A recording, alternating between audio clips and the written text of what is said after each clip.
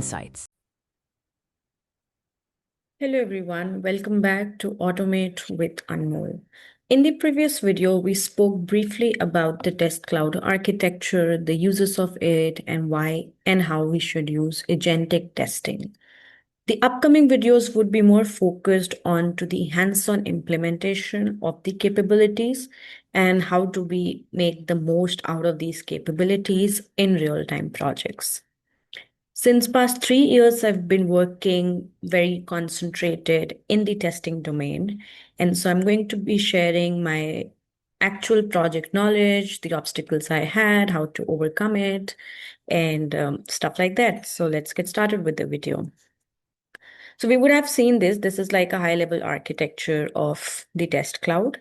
And the upcoming videos would be focused on the capabilities. So we'd be talking about the built-in capabilities that Autopilot for testers has to offer, plus Agent Builder, which is we would be building our own AI agent tailored to our specific needs. And by doing this, we would ultimately be helping our testers have greater joy in testing. So, as we discussed, the four main pillars of Autopilot are AI powered evaluation, AI powered generation, AI powered automation, and AI powered insights. This video would only be focused on AI powered evaluation, which is evaluating the requirement for quality aspects such as clarity, completeness, and consistency.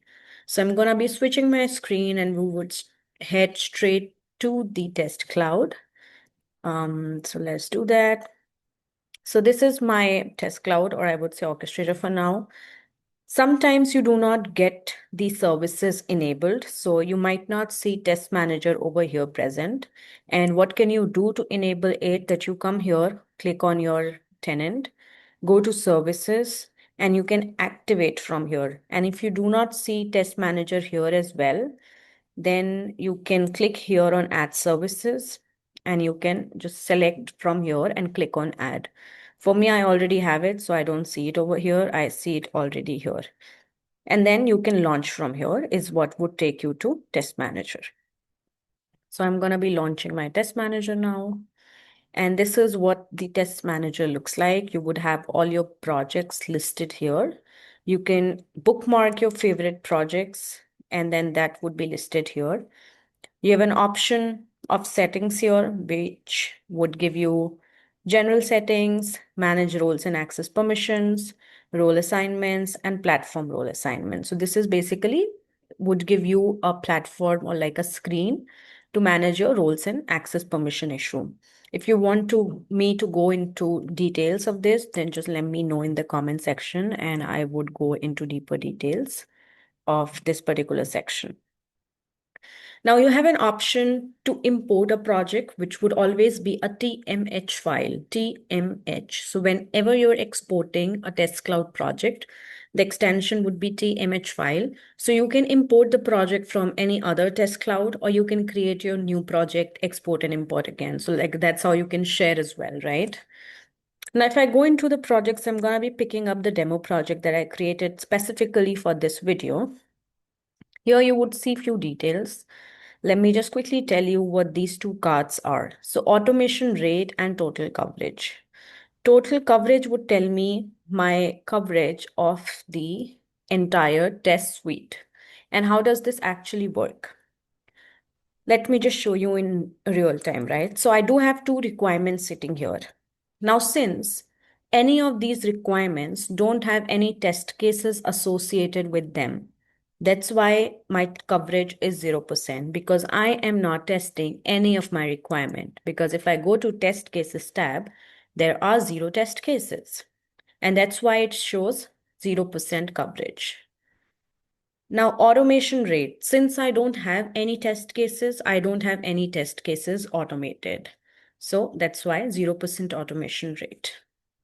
Now, if I go to requirement and I open any requirement, say for example, adding products to cart, example, think about an Amazon site or think about any e-commerce site in which you're shopping. You would pick up products, add to your carts, right? And that's the user story. Now you want to test this user story. So it's like a feature. And now you want to test this feature end to end to make sure that it is working well. Now, in a good user story, it has to be like descriptive. It should have defined acceptance criteria. It should be complete and consistent, right? Now, though this is a very small user story, like, 3, 4 lines, it's not like super descriptive, or could be also because that the feature is not too complex. But in real time projects, user stories are pretty descriptive. It contains a lot of acceptance criteria and sometimes also has some supporting documents with it.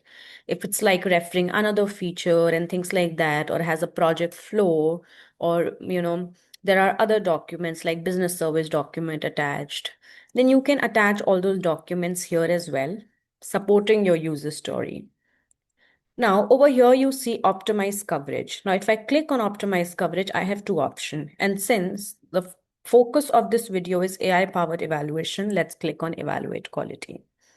If I have any document attached, I can select the document from here. I go to next, and I can select any predefined prompt. So by predefined, you get 3 prompts. You get multifaceted audit, you get performance evaluation, and you get security assessment.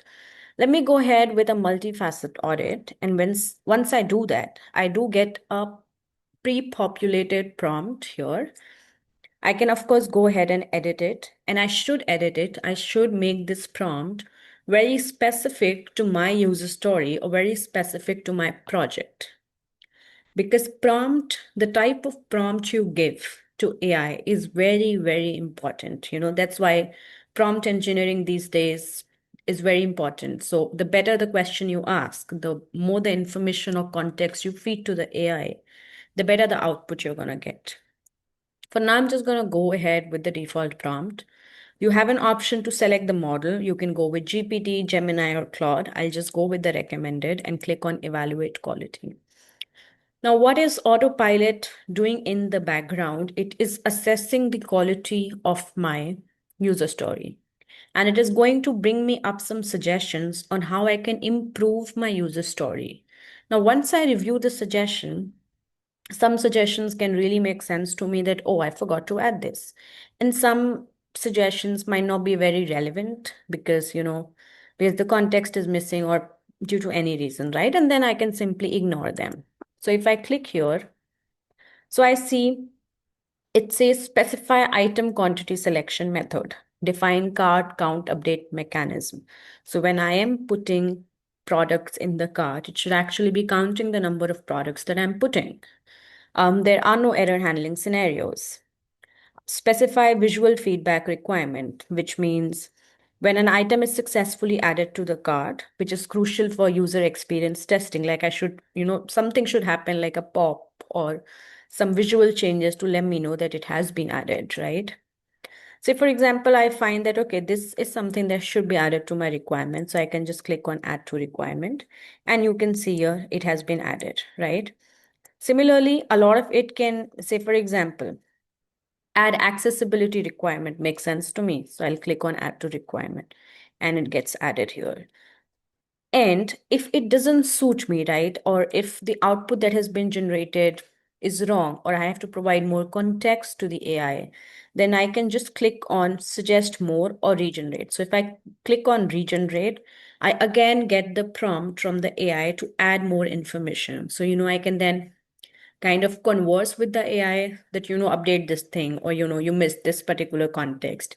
And then I can ask it to add or generate more and click on regenerate.